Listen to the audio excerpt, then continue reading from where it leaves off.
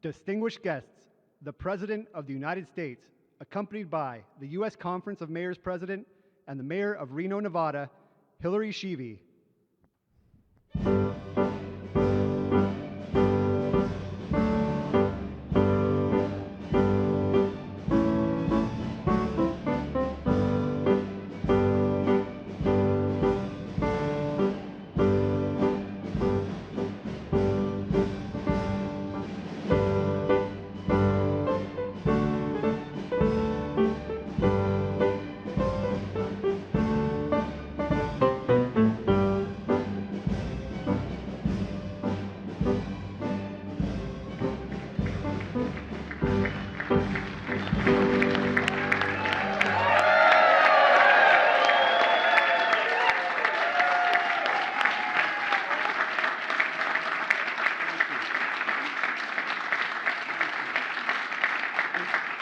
Wow.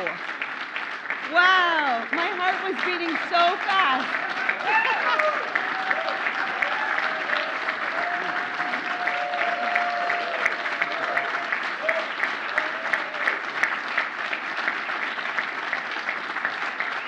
That was a moment. That was a moment we were having. We were having a moment. So I just want to say thank you to all of you mayors. What a way to wrap up an incredible conference. Was it not tremendous? Like, how do you top it off with this, right? And we have so many new mayors in the house. They are so excited to be here. Hey, new mayors, stand up. Let me see you. Oh. Hold on. Okay, hold on. 1, 2, 3, suck it in. Okay, I got that. But I also have to take your picture because I told the story how every council meeting my mother calls me and she goes, "Why are you wasting your life?" And look at me now. Mom, are you proud?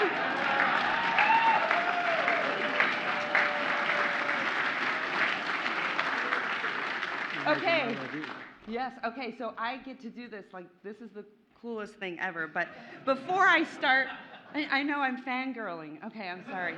Anyway, before I start, I just need you to know how grateful we are for all the work that you've done on behalf of American cities. You have been the biggest champion. Yes.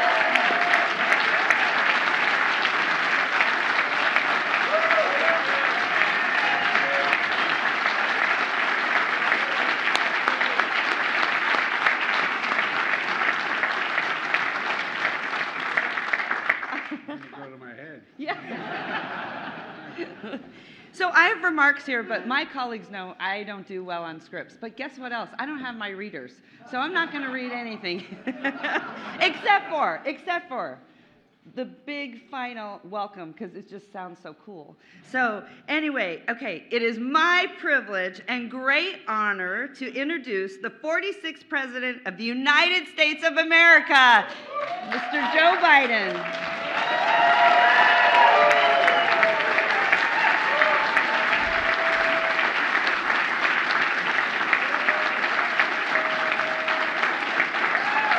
Thank you, thank you, thank you. Thank you. Thank you very much. Please sit down. My dad used to have an expression, quit while you're ahead.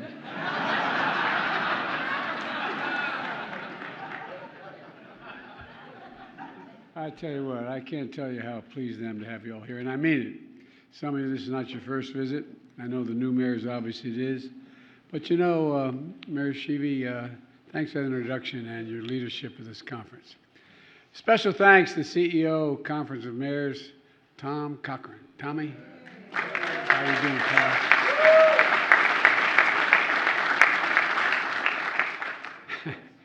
Who began his distinguished tenure in 1969. God bless you, pal. It's hell turning 50, isn't it?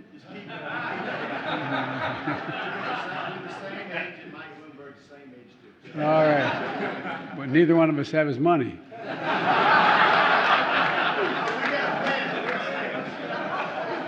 Well, thank you all and welcome to the White House. I mean, today we get some good news. We just signed a bill to keep the government open. I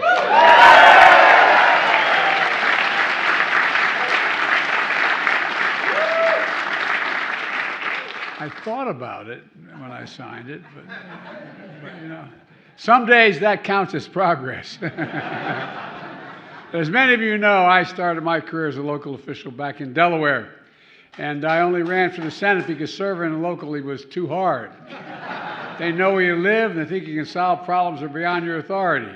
And believe me, all kidding aside, you have enormous respect I have enormous respect for the jobs you do. I really mean it. You can't go anywhere without people knowing what you're doing. They know where you live, and they think you can solve every problem. And no, I'm serious. The fact is, you're answering key questions people ask every day. Is my neighborhood safe? Is it going to be okay? Will this bus get me to work on time? You know, my kids, they're going to have a good future in this town? Am I able to stay in my hometown? It matters. It matters what you do. Mayors get the job done. And I'm not just being solicitous. Those of you who know me for a long time know it's been my view from the time I got here as a United States Senator. That's why I've filled my administration with so many former mayors, including Keisha Lance Bottom, Steve Benjamin, Steve, we're good to see you, Mitch Landrieu, Marty Walsh, Secretary Buttigieg,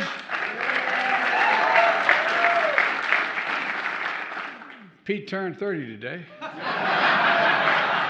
We got my wife is going to ship.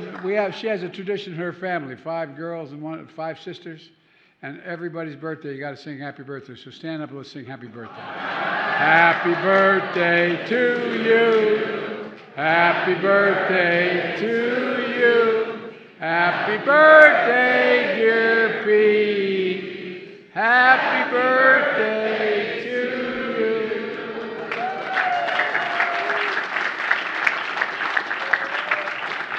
Those of you who know my wife know I'm not kidding. By the way, I tell every young man who's telling me, I'm thinking of getting married or somebody, I said, look, you have any advice? They said, yeah, pick a family with 5 sisters or more. And they look at me, what the hell is that all about? I said, it's really simple. That way one of them always loves you, not the same one. You always have somebody on your side. And I want to thank Tom Perez for being the point person for so long. Where are you, Tom? There you are. Stand up, Tom. And I know he spent several days this week meeting with many of you, and I hope he's able to answer all your questions because he always answers mine. Folks, I made a commitment to be president for all Americans, whether you whether you voted for me or not, and I mean it sincerely. I made a commitment to rebuild middle out and bottom up, not top down, give everybody a little bit of breathing room. And you know, it's kind of interesting that a lot of folks who voted against everything I've done, they're announcing all these great projects. I tell them, and by the way, as many in blue states as red states, you know, red states is blue, for real, because they're all Americans. And here's the deal. I know.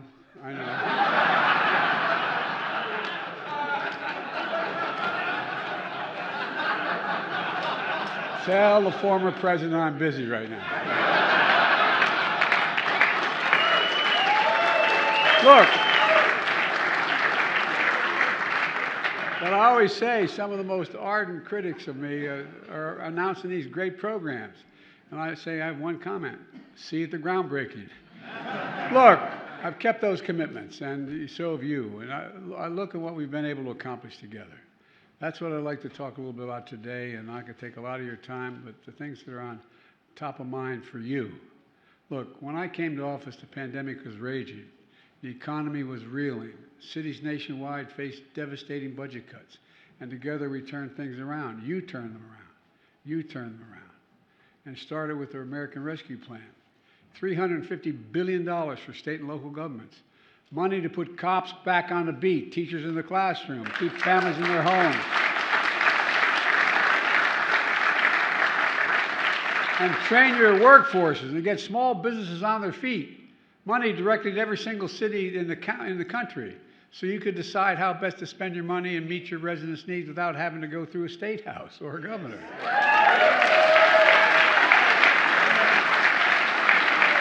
A lot of great governors, a lot of state houses. You all know what you need better than anybody. I like it going directly to you. When I was a local official, I liked that a lot better. I liked the Delaware State Legislature when I was there, but guess what? Everybody had to get a piece of it. And my county wouldn't get what it needed. At any rate, I followed that with the most significant investment in our nation's infrastructure in generations. Roads, bridges, railroads, ports, airports, public transit, clean water, high-speed internet, and so much more. How can we have the best economy in the world if we don't have the best infrastructure in the world? Not a joke. We used to be number one in the world. You know what we rank now nationally? Our infrastructure is rated worldwide. We're number 13. The United States of America is 13 from being number one. You can't lead the world unless you have the best infrastructure in the world. Well, you're helping us change that. Now we're going on our way to leading the world again. Over 40,000 new infrastructure projects announced to date, and a hell of a lot more to come, with jobs now and jobs for the next decade. I remember going through, we had Infrastructure Week, and then we had Infrastructure Week, then we had Infrastructure Week, and then we had it never happened. Well, you got an infrastructure decade. Because of you.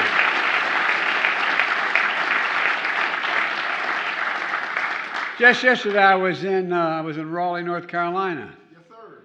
You got it, man. Great city, by the way. And we're investing $3 billion in the entire state for high-speed internet by the end of the decade. And we're doing that in all 50 states. You know, Franklin Roosevelt brought electricity to rural America. That's what he did because it wasn't there. And he realized that it was necessary to equalize the country and to grow the whole country. Well, we're bringing high-speed internet to everyone in America. Rural, it's the same thing, the same necessities, critical to our economy. How do you get by in a city, a state, a town, your home, without access to the internet, affordable access? We're not leaving anybody behind. Yesterday in North Carolina, I also highlighted $1 billion we're investing in a new rail line from Raleigh to Richmond. And that's $1 billion. It's going to create good paying jobs, make travel faster, and it's going to improve the environment considerably by getting tens of thousands of cars off the road, because every study shows if you get a chance to go by electric rail and or your car, you go by rail if it's the same time. They've cut the point going from point A to point B. Look, right now it takes about 3 hours to get in that route. It could be down to 2 hours. It changes everything. And each of you who give examples of infrastructure projects are the one happening now in your states. Look, with your help, we're also making the biggest investment in fighting climate change ever, anywhere in the world. We got more to do. Across your cities, working together to help small businesses install rooftop solar panels, electric buses, city fleets of all electric buses. I just met with a lovely woman who knows a little about the environment. Going to plant thousands of trees in her city. 1 million total. It's going to change, protect against extreme heat and so much more. My administration continues to work closely with you and your governors and respond quickly to the wake of devastating floods, tornadoes, wildfires, and hurricanes. By the way, when I started the job, I kept talking about the need for deal with the environment. So we don't have a problem. Anybody think climate's not a problem? Raise your hand. Come on, man. I've been around the world and on the ground with you, making sure to help strengthen the resilience and withstand the extreme weather and build back a stronger economy and bring back a stronger community. We're revitalizing fence-line communities smothered with the legacy of pollution. I grew up in one of those communities. In Delaware, used to have one of the highest cancer rates in the nation. When we moved from Scranton, when jobs were eliminated in Scranton, we moved back to Delaware. My dad had been raised. The Claymont, Delaware, right on the border of Pennsylvania, that arc that goes up in, more oil refineries than any place in the nation, including Houston at the time. Well, guess what? Almost all my friends, including me, we had asthma. We'd go to, my mom would drive us to the local school. Wasn't very far, a little Catholic school called Holy Rosary up the Philadelphia Pike. And if it was the first frost, you turn on the windshield wipers. It's the God's truth. And there'd be an oil slick in the window. An oil slick. Well, you all come from places that have those alleys, you know, and we're promoting clean energy and industries of the future. Our work has already drawn $640 billion in private investment at home and from home and around the world. $640 billion. We're building factories. We're creating jobs here in America. Let me give you one example. America invented the microchip, about as big as the tip of your little finger, okay? We invented it, went to the moon. We modernized it. We made it, it's necessary for everything from smartphones to dishwashers to automobiles. And over time, we went from producing 40% of the world's chips to producing less than 10%. And that's when I signed the Chips and Science Act. I got in a plane, and maybe I was a little nuts, and flew to South Korea. And I said, why don't you come invest and build those computer chips in America so we didn't have a supply chain problem?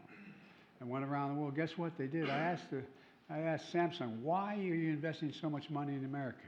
He said, because you have the best workers in the world, and it's the safest investment I can make is in America. Now semiconductors are investing literally hundreds of billions of dollars producing chips back home, here in America, your cities, your towns, so folks never have to leave home to get a good job. And by the way, even those historic investments that we've made over the last 3 years, we still reduce the deficit during this whole period. All those investments, we still reduce the deficit by $1 trillion.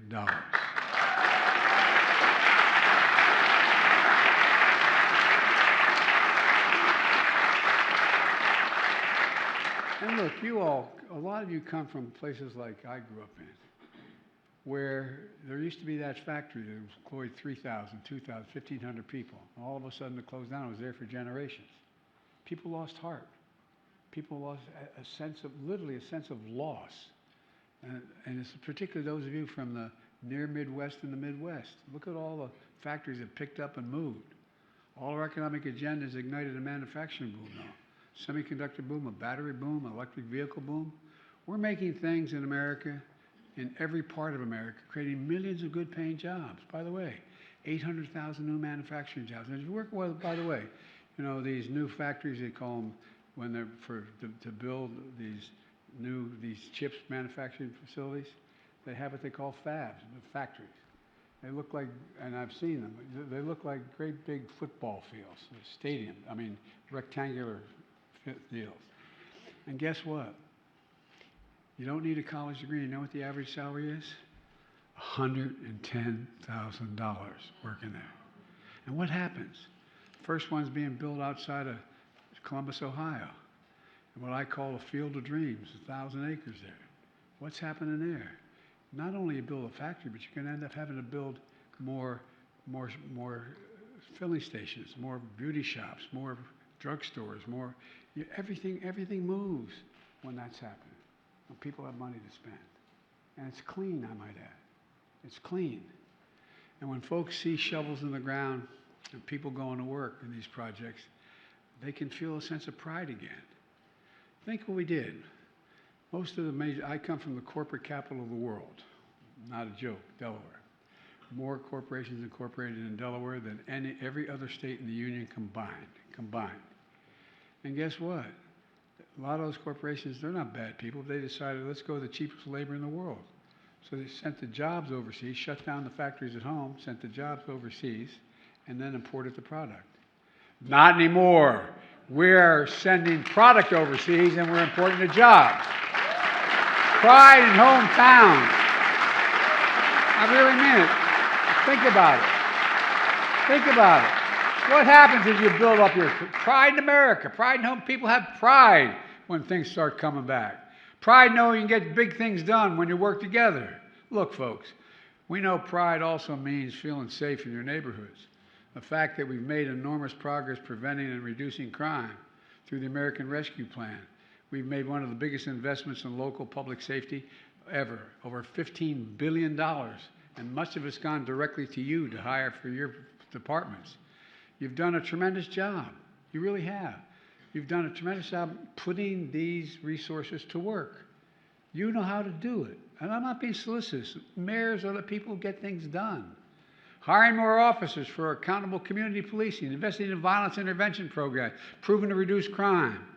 With your support, I also signed the first gun safety law in 30 years.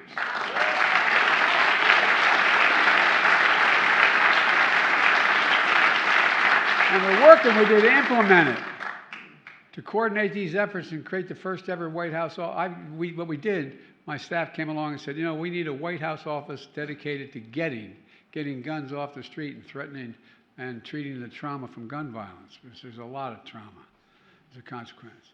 So we're deploying teams to meet with communities that have been victimized to make sure they get the help they need. It's working because of you, the mayors. But we've got to do a lot more. Some of you may remember a woman named Dianne Feinstein and Joe Biden passed the first assault weapons ban back when I was a senator. And mass shootings actually went down. So I'm still committed to banning assault weapons and high-capacity magazines. We've done it before and we can do it again.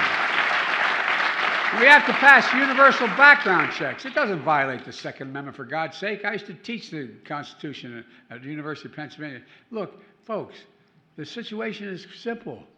When we passed the Second Amendment, guess what? You weren't allowed to have a cannon. No, I'm serious, not a joke. You weren't allowed to have there were certain limitations of what you could have. And I love my friends, and the southern part of my state is very conservative. The Delmarva Peninsula. We talk at you like y'all talk sometimes, you know what I mean? But all kidding aside, it's just kind of amazing. They think that you could have anything. That never was the case. There have always been limitations on what you could purchase. So anyway, look, and I love people that say, the blood of liberty, or the tree of liberty is watered with the blood of patriots. Well, guess what, man? I didn't see a whole lot of patriots that are out there walking around making sure that we have these weapons. Well, and if you really want to worry about the government, you need an F-16. You don't need an AR-15. No, I'm serious when you think about it. I'm not joking, because that's one of the arguments made by the right, that we need to be able to protect ourselves against the government. Well, look.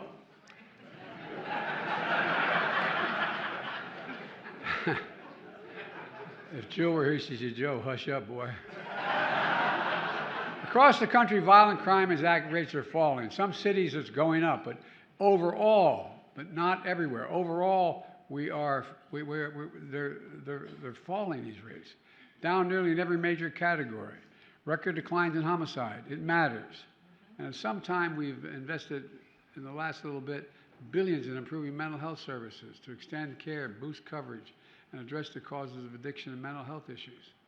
We're expanding mobile crisis services and community clinics. We're helping schools hire 1,400 new counselors.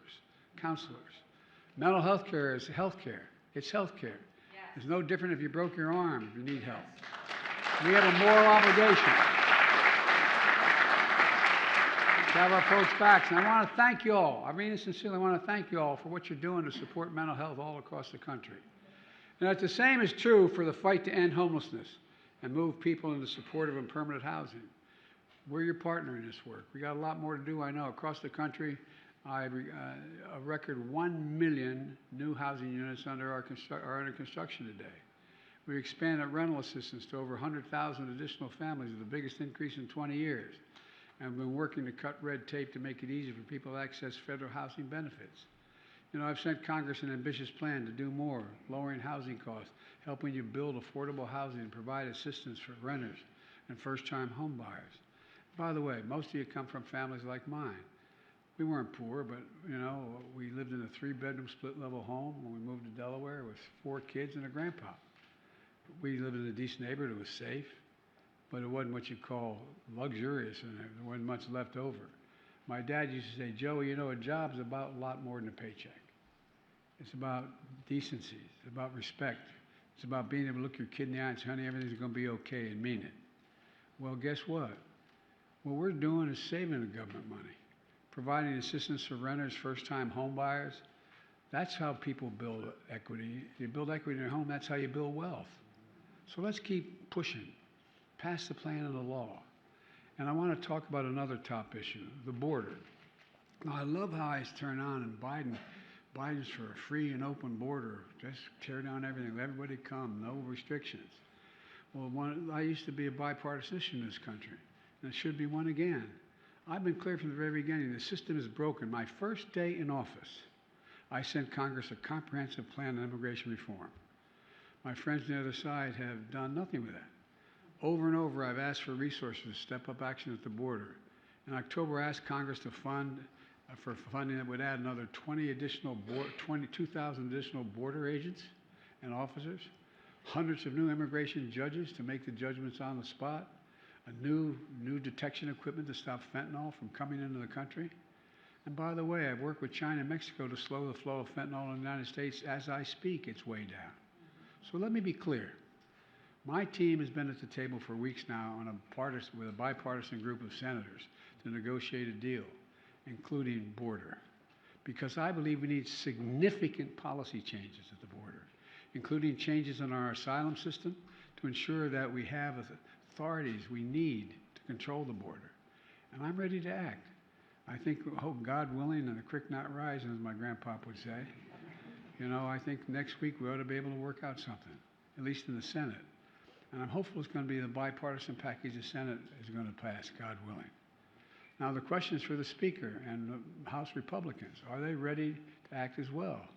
They have to choose whether they want to solve a problem or keep weaponizing the issue to score political points against the President. I'm ready to solve the problem. I really am. Massive changes, and I mean it sincerely.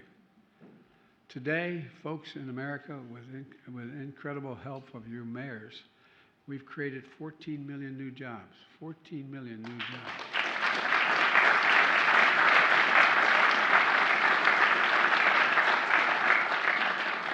Americans have filled 16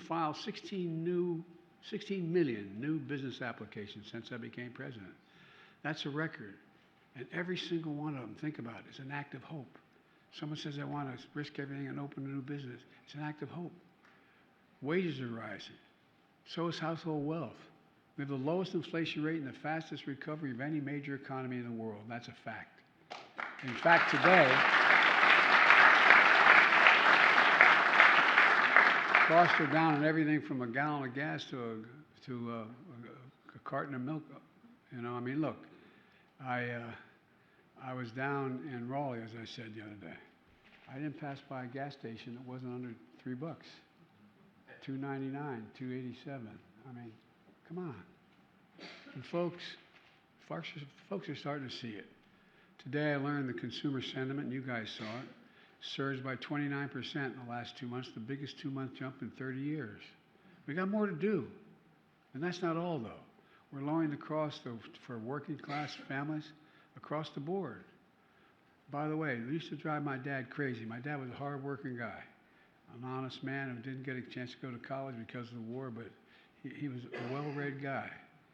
And the thing that bothered my dad more than anything else was what I call junk fees. The add-on fee by a corporation or business just because they could do it. For example, we're going after junk fees like banning banks and credit unions from charging fees for basic service like checking your account balance. Check your account balance, you get a bill for $30. Come on.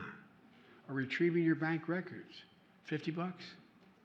Some banks charge as much as I said, $30 to $50 for these services, but not anymore. For families like mine, that extra $30 mattered when I was growing up.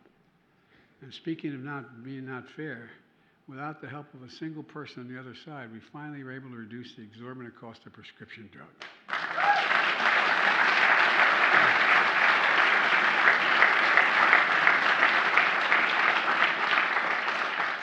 Any prescription any one of you are taking for any purpose in your town, you give me that prescription, and if I had the ability, I would take it to Ontario or Paris or Belgium and get it for anywhere from 60 to 30% less.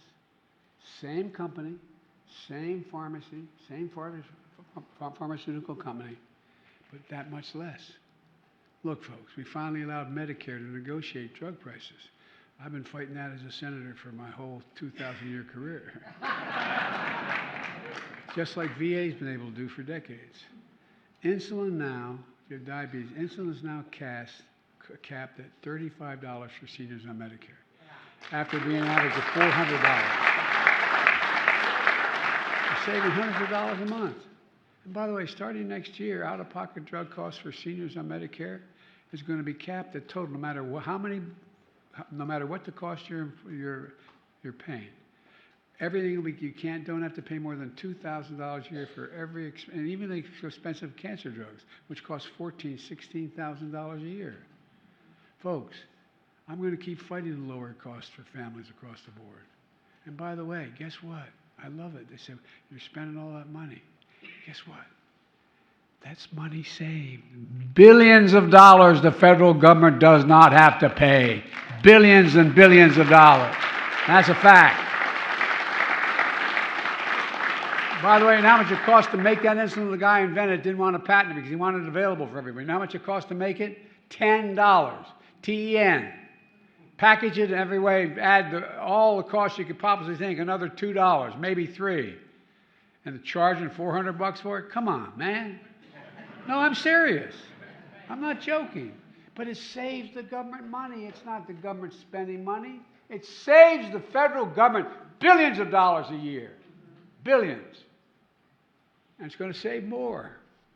We have more work to do, but we're going to keep moving forward together, and God willing, as partners. Take student debt relief for public servants. You know I wanted to forgive all student debt, and the Supreme Court said, no, I didn't have the authority to do that. Okay. But then I realized there's a public service requirement out there. If you engage in public service for a serious amount of time, and by the way, the reason why, I'm sure not, anybody, I'm not going to ask you if you had it, anybody had to pay for student debt for yourself and or a kid or anyone, raise your hand. Guess what? The interest you're paying is more than, in fact, what the original bill was. Already, I've been able to forgive the debt for 3.7 million people that have gotten debt relief.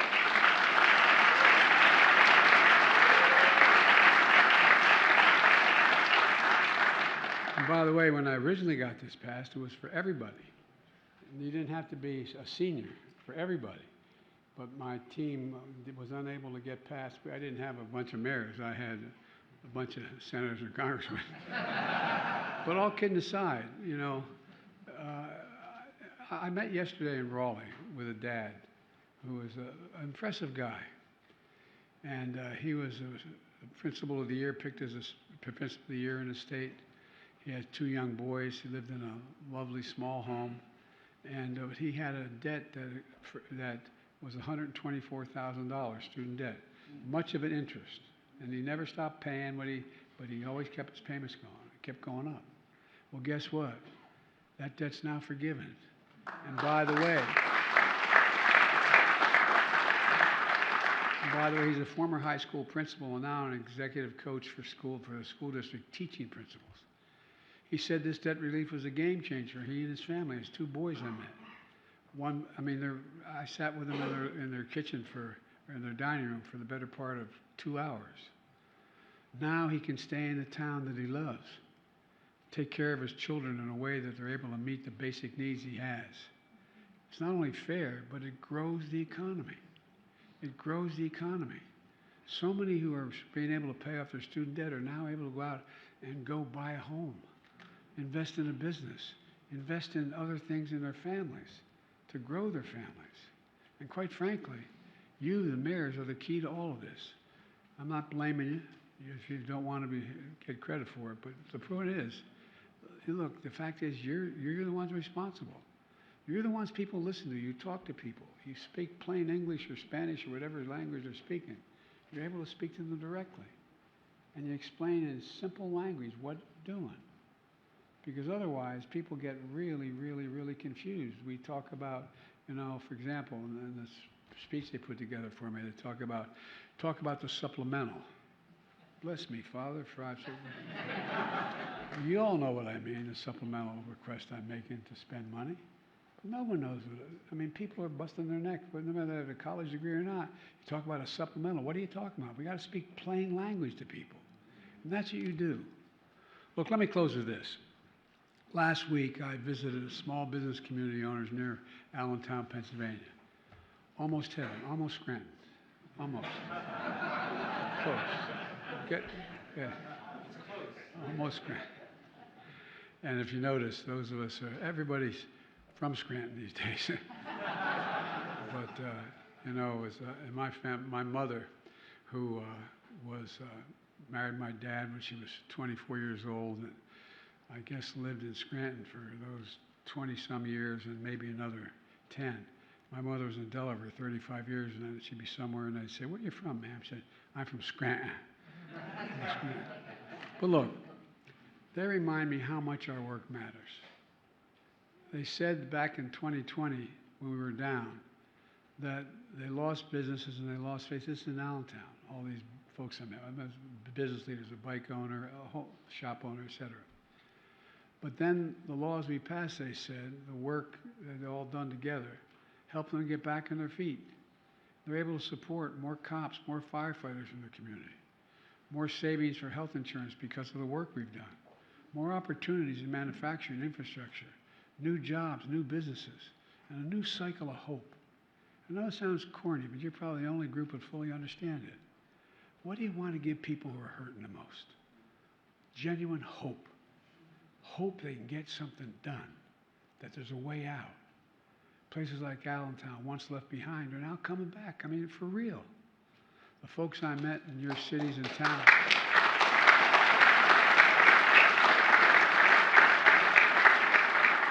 The folks I met in your cities and towns are a big reason why I've never been more optimistic about our nation's future. Like I said, I know I only look like I'm 40, but a little more than that. All kidding aside, been around a long time. And I've never been more optimistic in my whole life about the prospects for America, relative to every nation in the world. You know all the talk, I'm supposedly an expert on foreign policy because I've been doing it so much. Well, let me tell you, remember I said China's going to eat us alive. Give me a break. China's got more problems than, as my dad used to say, Carter has little liver pills. I don't want them to do badly, but I don't want them to play fairly. We're more, look where Russia is. Russia's lost 300,000 forces. I mean, we are now, if we don't lose our footing, in the most powerful position we've been since the end of World War II. We had that post-war period where we knew exactly what we were talking about.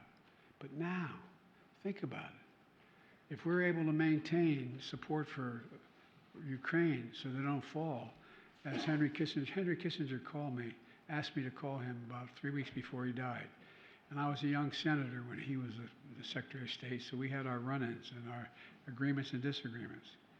And he said, one part of the conversation was when I called, he said, you know, not since Napoleon in France, has Europe looked at Russia without fear until now.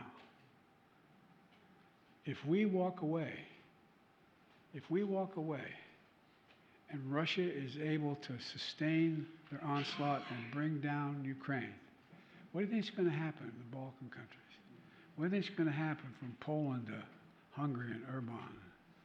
I mean, seriously, think about it. It changes the dynamic, magnificent. I'm not supposed to be talking about this, but same thing with regard to Israel.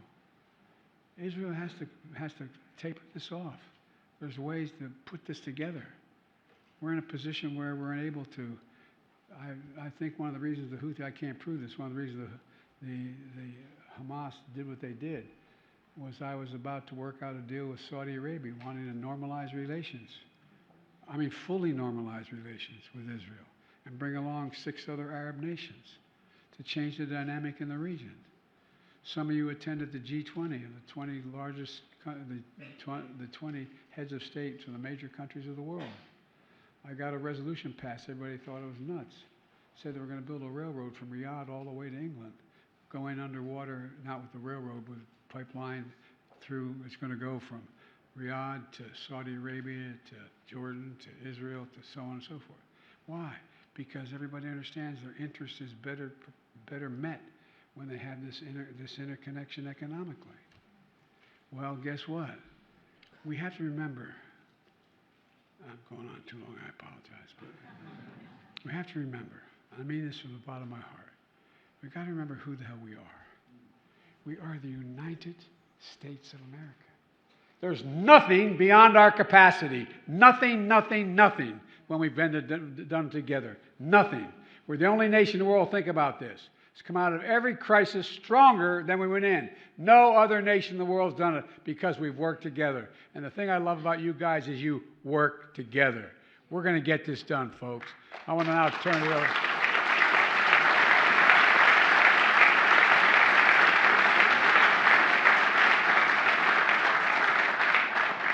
My grandfather, God bless you all. Now I'm going to turn it over to Tom. I'm going to take a few questions. Thank you, Mr. President. Can we give it up for Mr. President?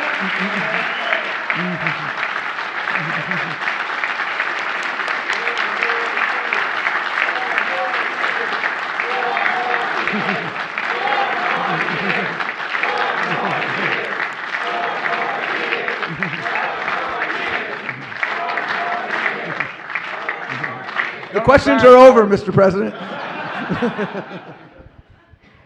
We're going to first turn to Mayor Holt of the great city of Oklahoma City.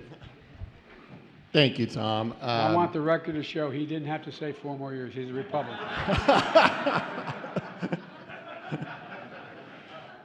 Mr. President, I know I speak for this bipartisan room of mayors when I thank you for having us here today. Thank you for the very deep participation that your administration has had in our meeting these last 3 days. And most importantly, thank you for your obvious commitment to our urban priorities these last 3 years. We're so very grateful.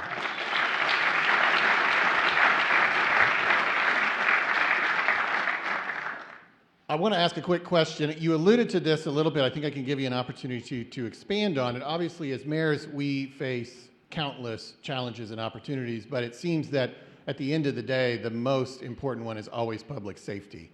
Obviously, public safety and law enforcement is often thought to fall under the jurisdiction of local government, but we have long had a partnership with the federal government in that. And I think we'd all just love to hear, obviously we're gratified, as you alluded to, that crime rates have fallen across the country this past year, but I think we'd all love to hear, what are your thoughts and plans moving forward for how the federal government can partner with cities to continue that momentum and to help us keep our communities safe? Well, thank you, Mr. Mayor. Look, I spent a significant portion of my career as chairman of the Judiciary Committee, which did almost all the crime legislation that exists. And in the last administration, in 2020, for example, we had the largest increase in murders we ever had in all America. Not blame it on that president particularly, but think about what was happening. We had a lot of crises going on.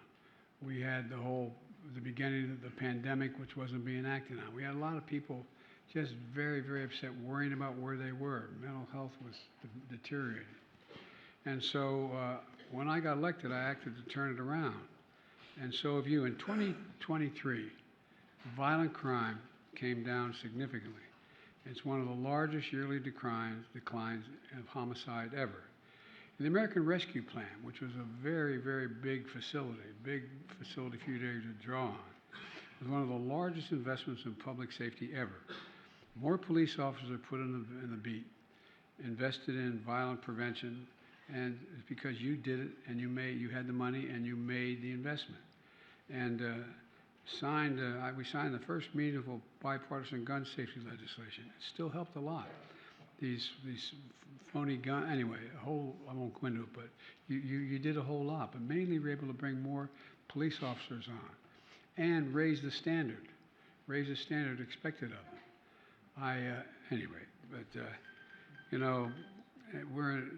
It took executive action to keep illegal guns out of our cities, and that's what we're doing, and you're doing it as well. And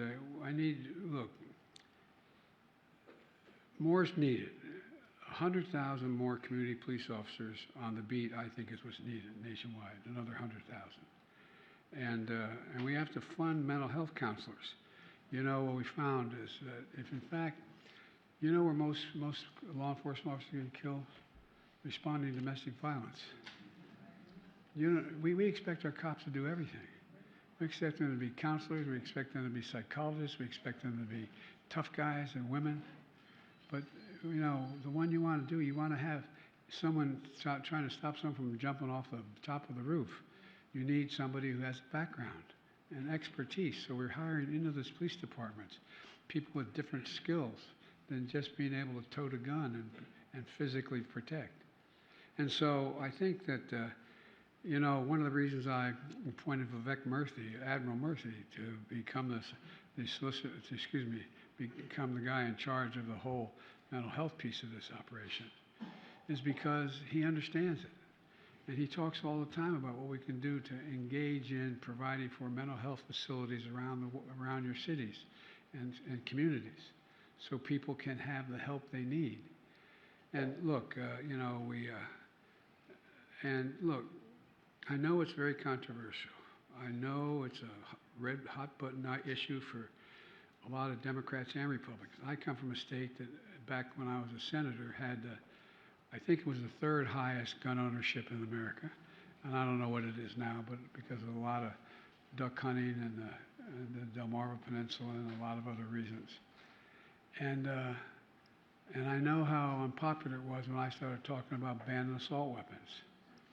Who needs an AR-15 that can hold 100 rounds? Not a joke. I was campaigning when I was running for re-election the last time as a senator. And I was down in the Delmarva Peninsula, just on the Maryland border. And we're in the swampy area, a lot of.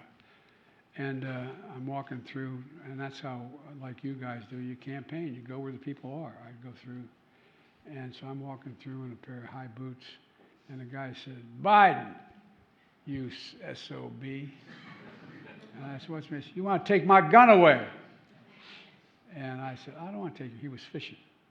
And I said, "I don't want to take your gun away." I said, "You're able to have your gun." He said, "You want to take my AR-15? I said, "You must be one hell of a lousy hunter." and he looked at me and said, "What do you mean?" I said, "You need an AR-15. It's basically a semi-automatic that can, in fact, fire off 20, 30, 50, 60 rounds." I said, last time I checked, deer weren't wearing Kevlar vests. And we got and then he calmed down, got in a conversation, started talking practically about what in fact happens. What in fact happens.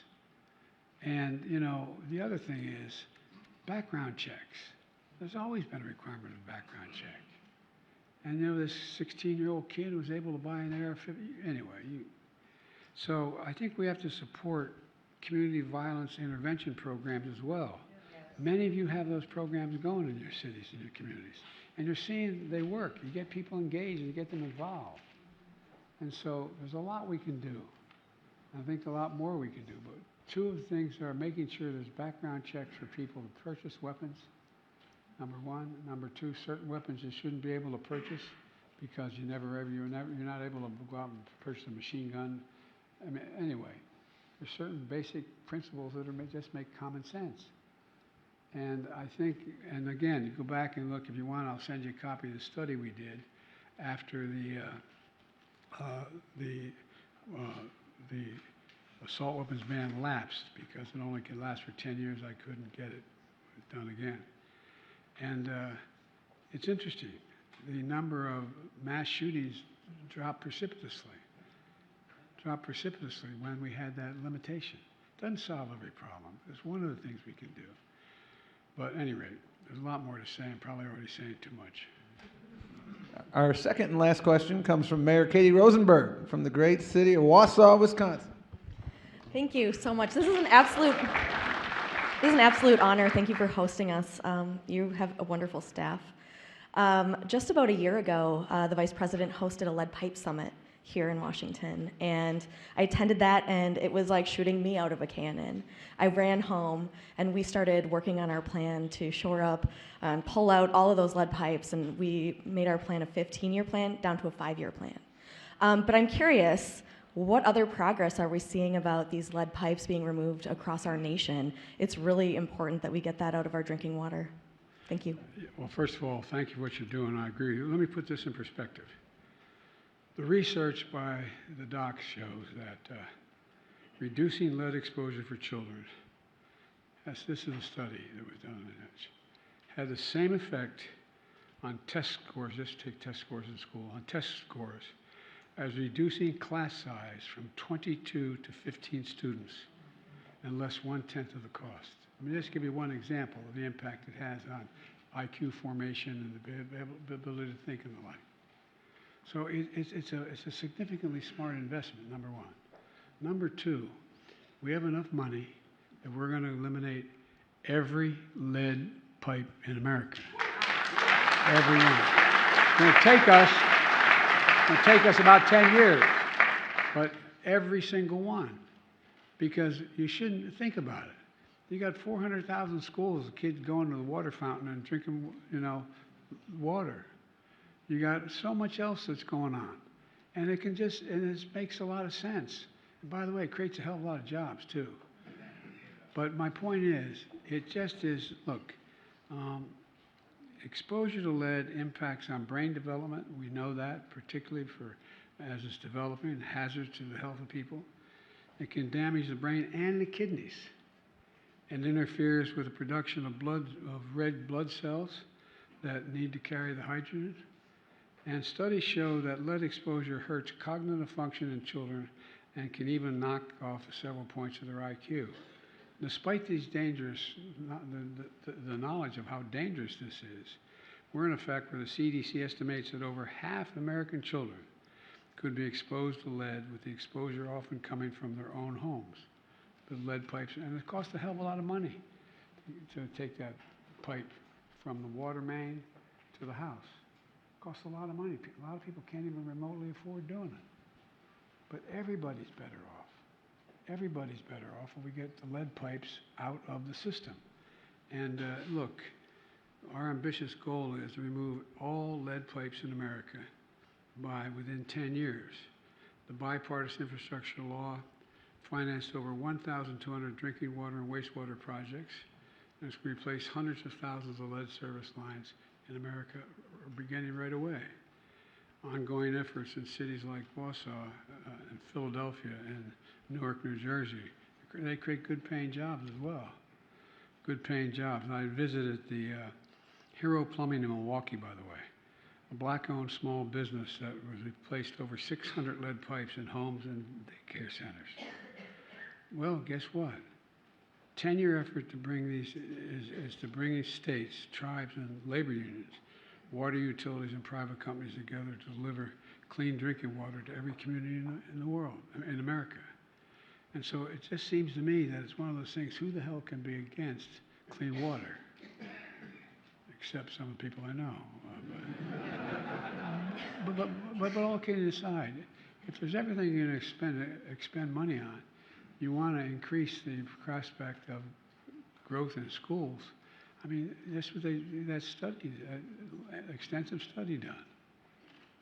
It makes a big difference in terms of the ability to learn, the ability and long-term impacts on cognitive capability. But I'm convinced we can get it done. I'm convinced we can get it done. Thank you all very much. You're very patient.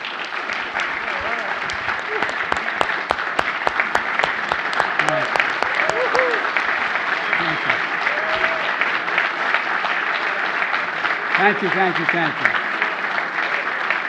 You're all welcome to spend the night. By the way, have you had a chance to see most of the White House yet? Not all of it. Well, you ought to take, I don't know what, I might get myself in trouble here. But there's downstairs, there's a lot of interesting rooms you can check out. And up here, the dangerous part of up here is that it's hard to know what room you're in because all of them are identified by color. The red room, the blue room, the green room. It's not, but all kidding aside, welcome to the White House. This is your house. And I was getting in the elevator to come up, and my introducer, where is she? There she is. I said, every time that I hear Hail the Chief, I wonder, where the hell is he? They're playing your song. That's what my sister says about me being mayor. Anyway, thank you for everything you do.